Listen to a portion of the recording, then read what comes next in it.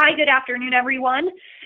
It's 12:57, so we're going to wait about probably 5 more minutes to allow everyone to sign on, so just hold tight. Welcome to the Session 2 webinar today on telehealth, and we'll get started shortly.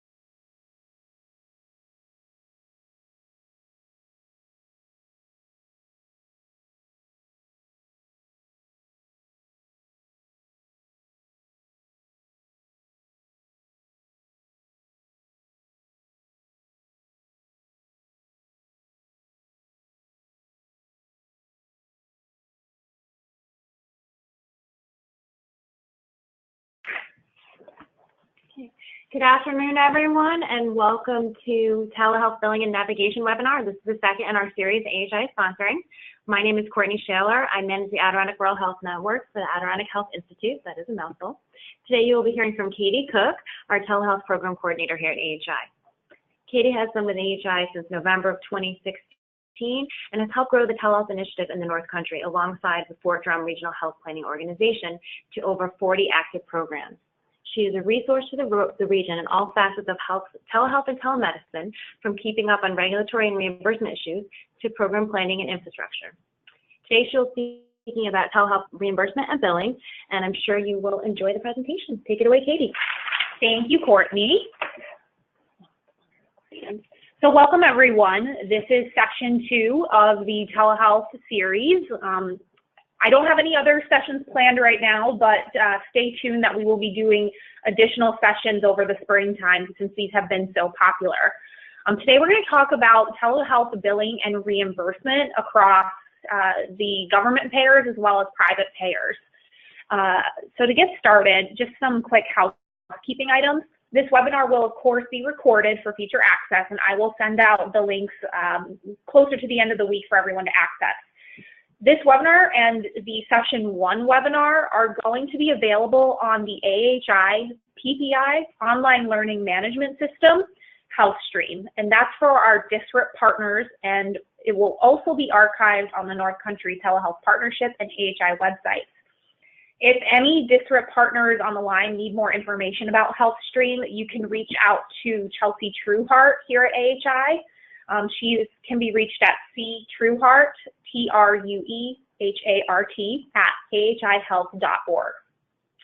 And lastly, we will have time for Q&A at the end of the webinar. So please submit any questions throughout the session through your Q&A box on your GoToWebinar dashboard. The questions are being monitored and organized throughout the session and will be answered at the end. A quick disclaimer, Adirondack Health Institute has made every attempt to ensure the accuracy and reliability of the information provided today. However, this information is provided as is, without warranty of any kind.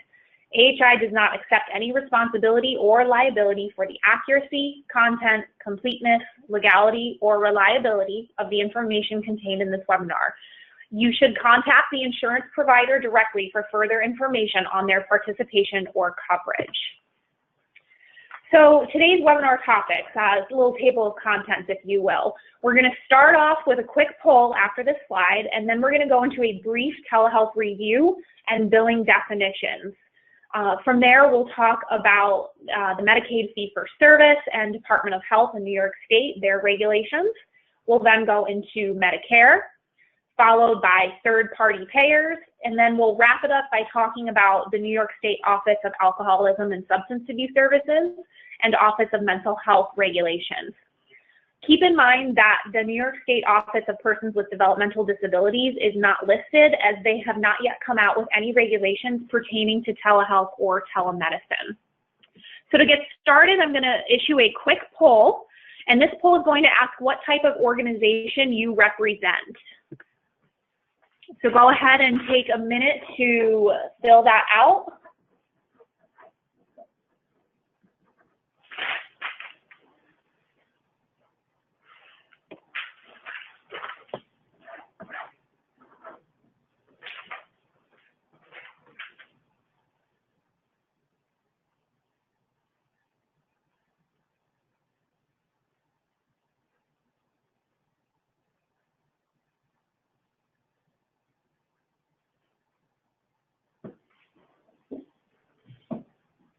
We'll take about 15 more seconds.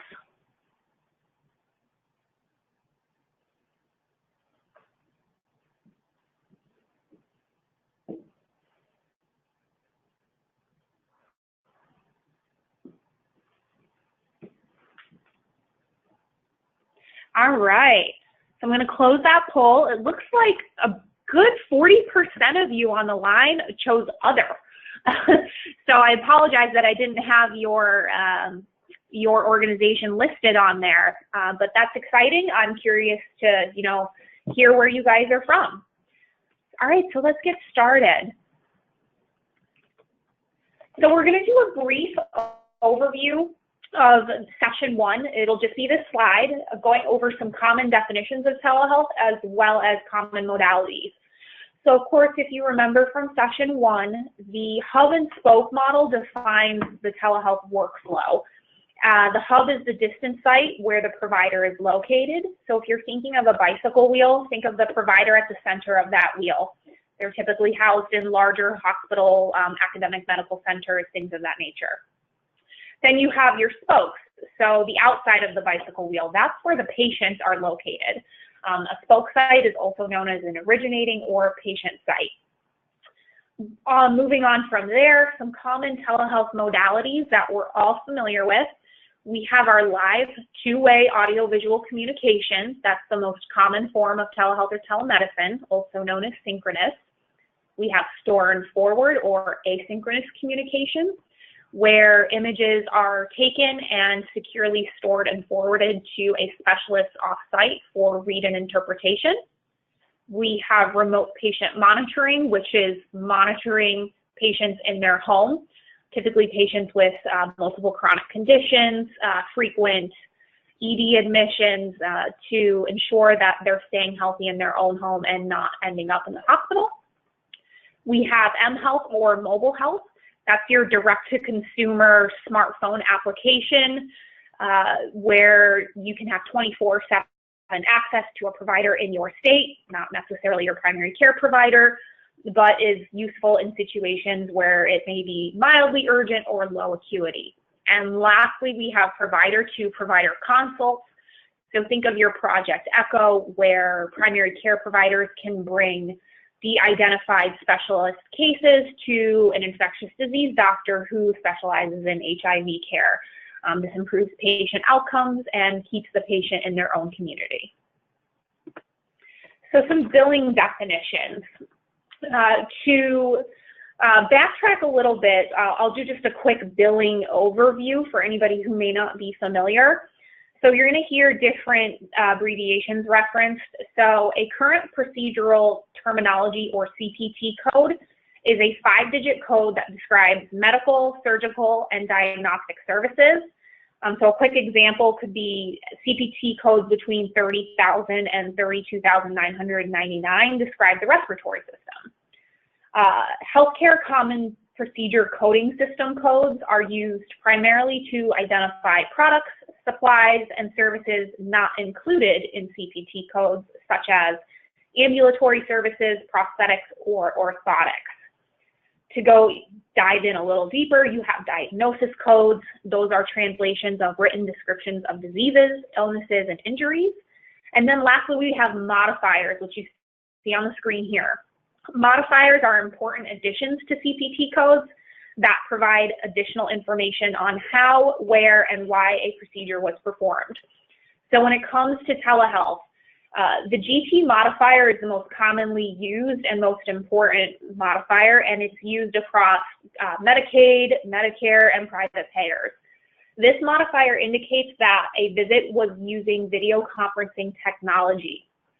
A GQ modifier indicates a visit was using store and forward technology. And lastly, we'll talk about the place of service code 02 a little bit further in the presentation, but this is a new code that was enacted January of last year by the Centers for Medicare and Medicaid Services. It's a code for use by the physician or practitioner, so the distant or hub site, furnishing telehealth services from a distant site. So we're going to start off by talking about New York State Medicaid and the Department of Health. It's a really important slide here. This is the list, the current list from Medicaid of eligible hub site practitioners for telehealth. So all of these different types of practitioners on this list can provide telehealth services in New York State. This list is very comprehensive. It actually started much, much smaller and has continued to expand throughout the last several years. So we have practitioners on here from physicians to mid-levels, optometrists, behavioral health providers, even physical therapists and genetic counselors. So this is probably the most comprehensive hub site eligible practitioner list you're going to see.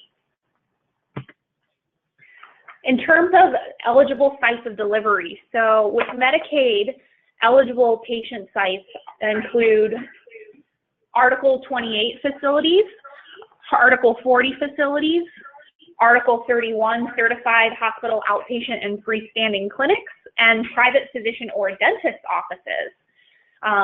So when we say Article 28 facilities, that is a comprehensive list, your hospitals, hospital clinics, emergency departments, etc. And recently added in August of last year include any type of adult care facility and any elementary or secondary school or child care program within the state of New York. So that list continues to grow, which is exciting. Eligible hub site, so anywhere that the provider is located. In New York State, according to the Department of Health, any secure location where the telehealth provider is located is valid for Medicaid fee-for-service in New York State. So this can include a provider's private practice or their private home office, so long as the connection is secure, HIPAA compliant, and encrypted. So fee-for-service reimbursement for telehealth. An Article 28 patient site and provider site may both bill under ambulatory patient groups for medical services provided during the telemedicine encounter. An ambulatory patient group, or APG, payment methodology is a classification system for outpatient services reimbursement. It classifies patients into nearly 300 pathology groups rather than the 14,000 of the International Classification of Diseases. This payment methodology provides greater reimbursement for high-intensity services and less reimbursement for low-intensity services. By linking payments to the specific array of services rendered, APGs make reimbursement more transparent and reasonable. Moving on, if only a telemedicine link is being provided by the patient site, $50 will be reimbursed for the administrative expenses associated with that encounter. What I mean by a telemedicine link is that the patient site is providing that link to the hub site for the video conferencing connection. So that patient site will be reimbursed $50 for the use of, say, the telehealth equipment and technology, the use of the room, the clinical presenter. It's basically, making them whole for the use of that space and their time. Keep in mind that this fee is currently being reevaluated. And of course, lastly, any practitioner who's providing telemedicine services from an office-based setting, and that includes their home, will be reimbursed as normal for their billable services.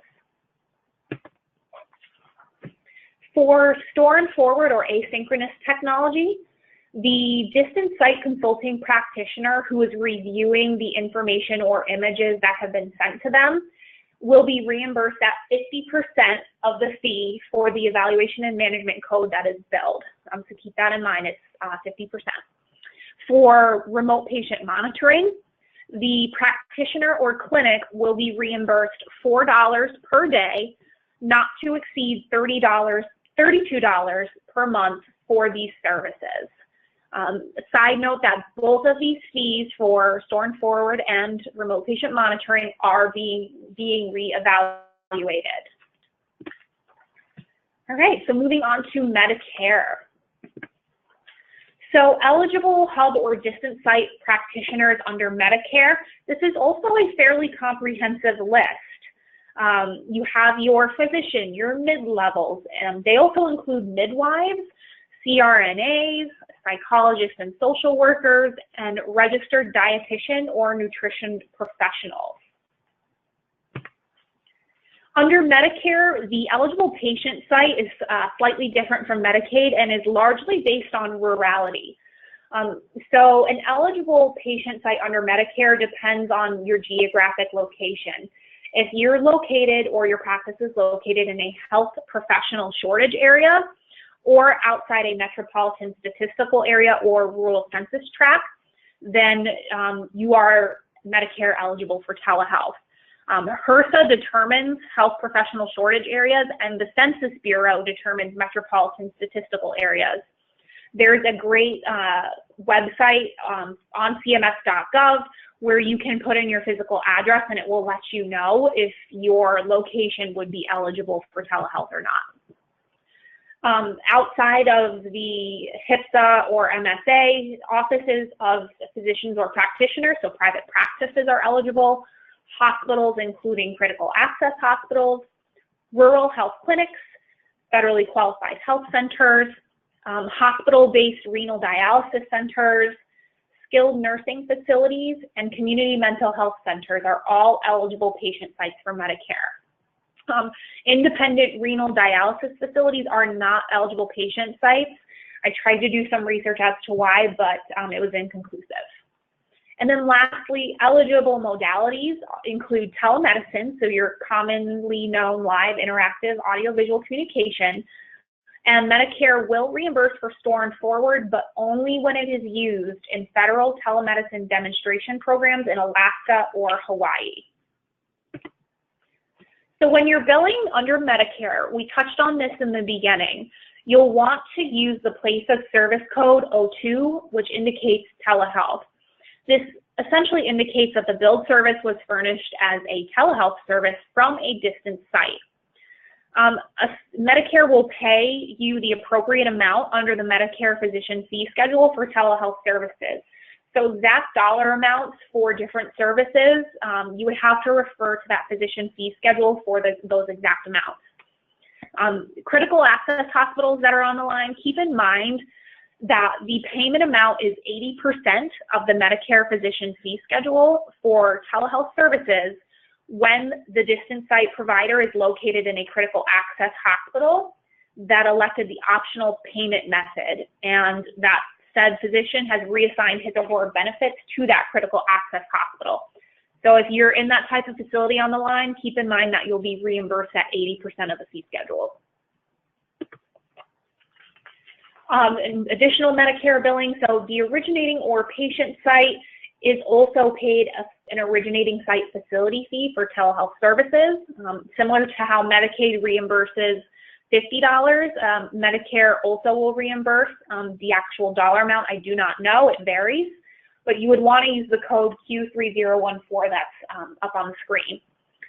Additionally, a side note, a community mental health center, that's an entity that provides partial hospitalization services under Part B Medicare. If they serve as a patient site, that facility fee will not count towards the number of services used to determine payment for partial hospitalization services. So keep that in mind if you're on the line from a community mental health center. All right, before we get into third-party payers, I have one more poll. This one is going to ask what region you are from. Obviously, we at AHI are in the Glens Falls area, the Adirondack North Country region, but telehealth has a wide reach, so we just want to hear where you guys are from, and I'm launching that poll now.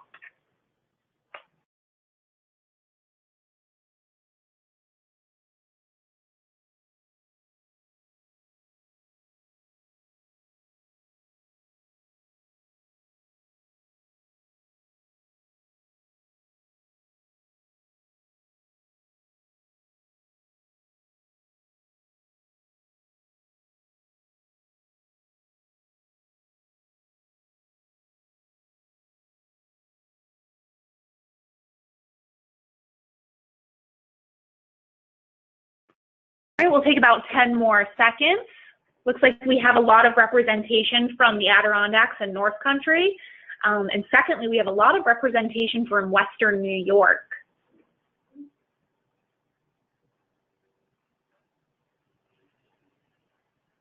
All right, I'm going to close the poll. So it looks like, of course, our homeland here in the Adirondacks is well represented, as well as our friends and partners on the Western New York side. So thank you for completing that poll. So we're going to talk about third-party payers. Before I get started, I want to carefully address telehealth versus telemedicine. If you remember from session 1, New York State defines those two terms differently. So keep that in mind when you hear those terms used in the following slides, that they mean different things. Telemedicine represents that two-way live audio-visual communication that we're all familiar with, whereas telehealth is a more overarching definition. The information on these slides was obtained either from the payers' websites directly or from provider relations representatives from the respective insurers. Keep in mind that all services are subject to the member's contract benefits and should be verified prior to rendering services. So we'll start off by talking about Blue Cross Blue Shield of Northeastern New York. So effective January 1st, 2016, which was the day that the telehealth parity law went into effect, Blue Cross Blue Shield of Northeastern New York considers telehealth a coverable benefit for all their lines of business, including Medicare Advantage, and pre-authorization is not required. They cover these services according to the New York State Telehealth Parity Law, and effective October 1st of last year, they now cover telemedicine services through the Doctor on Demand app, and that's for their commercial members only right now. That Doctor on Demand app is that mHealth or mobile health direct-to-consumer application that you would use in your home or workplace. All right, moving on to Excellus. So Excellus considers the following services medically appropriate for synchronous or real-time communication. Remember, this is in accordance with the member's contract, but it includes consultations, inpatient telehealth consultations, outpatient visits, skilled nursing facility care, so long as it's done once every 3 days, psychotherapy, pharmacologic management, nutrition education, and diabetes self-management training services. So a pretty comprehensive list. Excellus also will reimburse or consider the following services medically appropriate for asynchronous or store and forward technology, with a few simple requirements. They want to ensure that the telecommunication system addresses a care access issue within the designated population. They want to ensure that the medical literature on the use of this technology has demonstrated favorable impacts on health outcomes. They want to ensure that the technology being used is capable of providing clear audio and video communication with a digital camera that has attachments designed to capture pertinent clinical findings. They want to ensure that the patient site has a healthcare professional who initiates and manages the telecommunication services. What type of healthcare professional that is, you would have to reach out to Excellus. And lastly, they want the clinical evaluation to occur and be communicated back to the patient within the same business day. For remote patient monitoring, when the patient site is a patient's home or work site, subsequent ongoing care by a provider for long-distance relationships is medically appropriate so long as there are arrangements in place for handling emergency situations locally. Telemonitoring home care services such as equipment or patient training, data interpretation, patient consults is not medically necessary. Excellus requires an additional modifier for telemedicine services as of January 1st, 2017. So if you're billing for Excellus, you'll want to include the modifier 95. That indicates that a real-time interactive audio and video telecommunication system was used for telemedicine. This is in addition to the GT modifier we talked about earlier and the place of service code 02. And of course, all services are subject to the member's contract benefits and should be verified prior. And lastly, with Excellus, Medicare Advantage members and all commercial book of business plans can have telemedicine regardless of location. This is offered under the Remote Access Technologies benefit. Excellus also goes on to cover telemedicine in full for their Medicare Advantage members, regardless of what CMS may say, because they are not billing CMS for these services. And lastly, while it is proprietary by contract for commercial, Child Health Plus, and self-funded members, telemedicine is reimbursed at 50% of the rate compared to an in-person visit. If you have fee schedule questions or questions about that reimbursement rate, you'll want to reach out to Excellus directly. They have a provider relations team and every physician has a liaison. Moving on to Fidelis. For home care, Fidelis will consider services related to equipment installation and monitoring.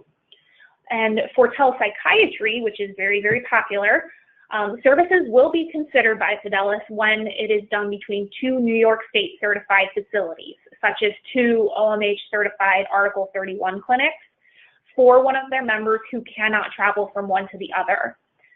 Keep in mind, this does not include individual psychiatrists or certified social workers from office to office or office to home.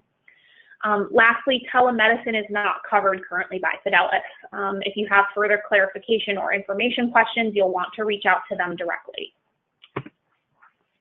TRICARE and Humana. I know this is a popular payer in the Fort Drum region, so I wanted to touch on it. TRICARE does cover the use of interactive audio-video technology when appropriate and medically necessary. They cover clinical consultations, office visits, telemental health, including psychotherapy and med management, and services for end-stage renal disease. So a fairly comprehensive list. Telemental health services are not available to beneficiaries that are living overseas, enrolled in the U.S. Family Health Plan, or using TRICARE for life. In terms of referrals and authorization, as with any behavioral health care received from a TRICARE network provider, active duty service members will need a referral before getting care under that telemental health care benefit. However, TRICARE Prime active duty family members and retirees do not need that same referral. All right, MVP. So MVP healthcare only covers direct-to-consumer telemedicine, so your 24/7 online doctor visits as of January 1st of last year. They cover urgent care and behavioral health, and they also go on to cover nutrition and lactation consultations. This is a covered benefit for all their fully insured Medicare, Medicaid, and essential plans. The platform that MVP uses for this is American Well and the online care group to provide this service. And lastly, if a participating provider offers covered services using telehealth, MVP will not deny the services because they used telehealth. Those services just may be subject to utilization review and quality assurance requirements and other terms and conditions. So of course you'll want to check with the member's contract and verify prior to rendering those services. Emblem Health, eligible Emblem Health members can use telemedicine services through American Well. That's called the AmWell app. It is a covered benefit for individual and family plans, both on and off the marketplace, and small business plans between 2 and 50 employees, and they cover virtual doctor and dietitian visits. For home care, if an Emblem Health member is enrolled in a Medicaid or Medicare Medicaid plan, they can access telehealth services from approved home health care agencies as a covered benefit if the member is assessed by said agency on an individual basis and meets the following criteria. So the member must have a condition that requires frequent monitoring, such as congestive heart failure, asthma, cardiac conditions, HIV, diabetes, COPD. This is not an exhaustive list. Telehealth services must be an adjunct to nursing care and may only be provided during an episode of home care. And lastly, it requires prior authorization and will only be covered if medically necessary. Authorization is given in 30-day increments, and the member will need to be reassessed after 60 days. United Healthcare. So United Healthcare follows CMS guidelines for their Medicare Advantage and commercial plans. They have the same list of eligible patient sites and hub site providers as Medicare, and they follow the same place of service code guidelines and Medicare physician fee schedule guidelines. The service must be on the list of Medicare telehealth services and meet additional requirements. Some of those requirements are very basic. The service must be furnished via an interactive telecommunication system by an authorized practitioner. The individual must be eligible for telehealth, and the individual receiving the service must be located in a valid originating site. Lastly, United Healthcare also recognizes that medical genetics and genetic counseling services as well as alcohol or substance abuse screening and brief intervention services can be effectively performed via telemedicine. They will allow reimbursement for these codes when using the GT modifier. Next up, we have CDPHP. CDPHP offers urgent care telemedicine to their commercial population, so their individual employer groups, through Doctor on Demand. Doctor on Demand covers online consults between patient and provider for minor urgent medical conditions. So again, that mobile health direct-to-consumer platform. CDPHP is currently looking into telepsychiatry to fill a network gap that they have in psychiatrists.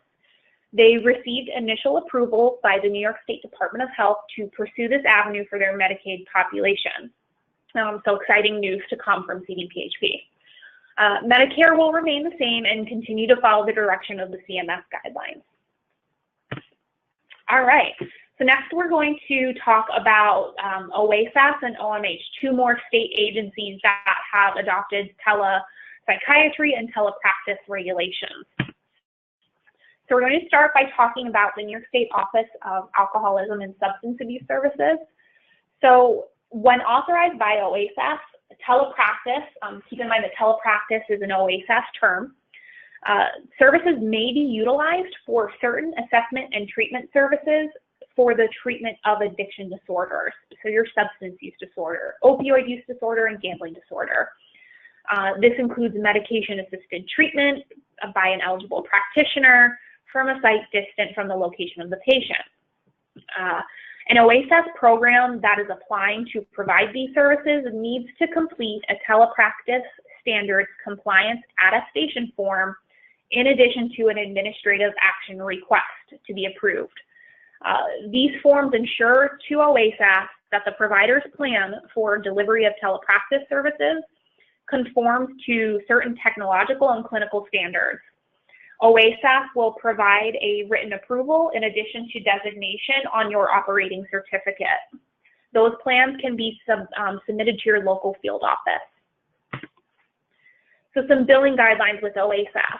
Once the patient site has received approval from OASAS, claims can be submitted for government-approved APG rates and Medicaid managed care reimbursement so long as they meet certain requirements. So the hub site provider needs to be licensed to practice in New York State and physically located in the USA. Providers must be enrolled in New York Medicaid and be able to bill Medicaid.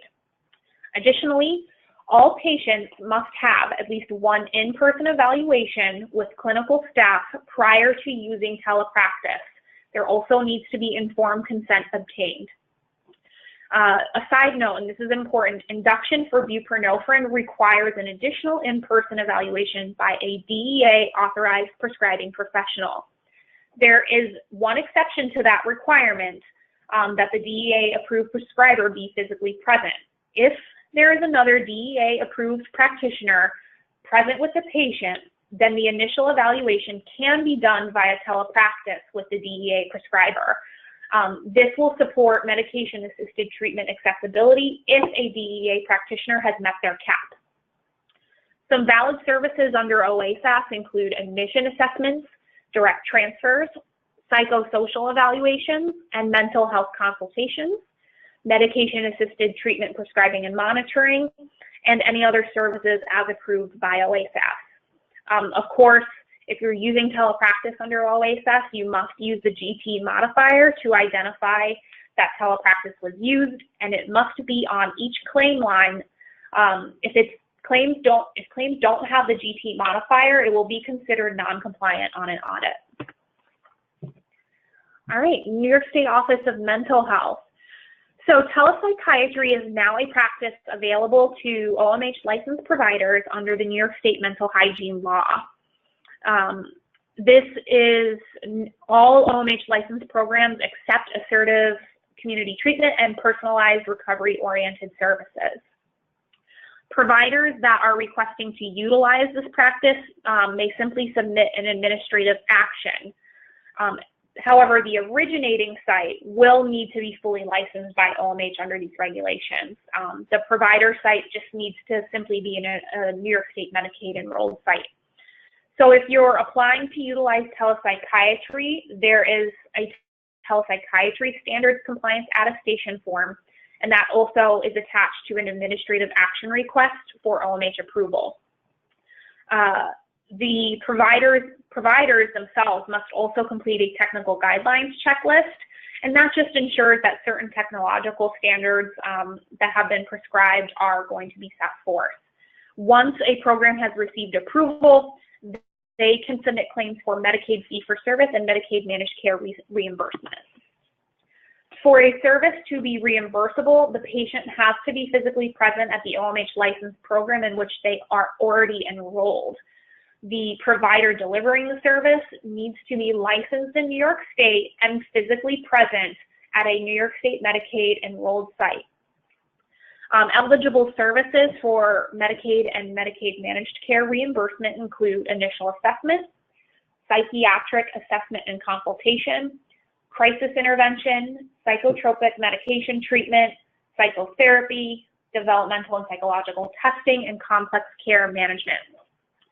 Medicaid managed care plans are currently required to reimburse programs at the fee-for-service rates for these services that are provided. Patients receiving these services have the option to be accompanied by a staff member during the session, or they can be alone. If an assessment has not yet been done on the patient, or if the assessment or treatment plan recommends that the patient have someone with them, then the patient must be accompanied for the session to be reimbursed. Of course, use the claim modifier GT to identify the use of telepsychiatry services, and that must be on each claim line. The originating or patient site can bill for administrative expenses only when a telepsychiatry connection is being provided, so that technology link, and a physician or nurse practitioner is not present with the patient at the time of the encounter. And lastly, OMH recently came out with contracting guidance. So programs seeking to contract with, say, a telepsychiatry or telemedicine company must be approved by OMH to deliver services in this manner. If you're looking to contract with this type of company, your program needs to submit a regulatory waiver request. While that waiver will allow for practitioners that are employed by these companies to be located in a private office or office in their home, the location of that office or their home must be in New York State. Additionally, the practitioner must be licensed to practice in New York State, enrolled in the New York State Medicaid program. They must be credentialed and privileged at the spoke or patient site, and have the capacity for alternate communication should the video connection fail, so a phone call or email. All right, that wraps up the content of today. So I'm going to take a look at the questions that have come through and begin to answer them. A couple of folks asked about the slides or recording being sent out. This session is currently being recorded and will be sent out to everyone on the line, as well as anybody else who registered and couldn't make it. So rest assured you will be getting this content. So a question was asked by Mary Beth Cleary. For Medicare, if you are doing a telemedicine visit from a doctor's office to a skilled nursing facility, but not in a rural area, will Medicare pay? The short answer, to my understanding, is no. If you are in an urban area, Medicare will not reimburse for telehealth or telemedicine services. I can send out the link to the website that allows you to check rurality when I send out the recording, so that everyone on the line can check their individual facility. Next I have from Jennifer Ramey. She asked if I could touch on transitional care management codes and chronic care management codes. That's not any information that I researched or have access to, so you would need to reach out to me directly if you have a specific question about codes. I didn't want to get too deep into the weeds with individual codes for services, especially because most of the telehealth and telemedicine reimbursement is based on individual fee schedules, and that information can be tough to delineate. Next, we have a question from Elaine Osborne. If you are a federally qualified health center but not on an APG reimbursement, can you still bill for a threshold type of visit, or can you only bill APGs? I would have to look up the answer to that and get back to you. I know that with federally qualified health centers, when it comes to Medicare, all I do know is that you cannot do telemedicine FQHC to FQHC. It's not currently a reimbursable service. In terms of APGs, I'll have to follow up with you individually about that. And I'll give another minute for any other questions to come in.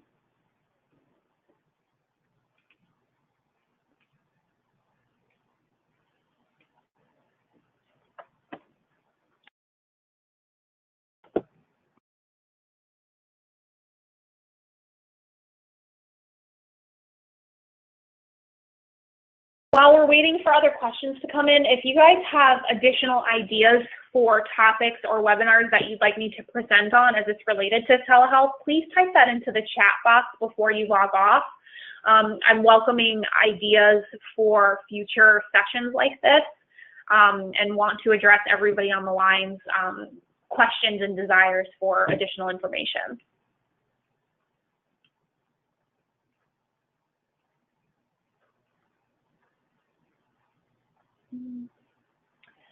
All right, I don't see any other questions coming in.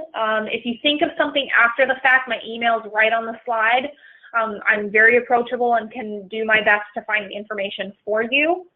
Thank you for joining us today for this webinar, and stay tuned for additional sessions and topics in the springtime. Have a wonderful day, everybody.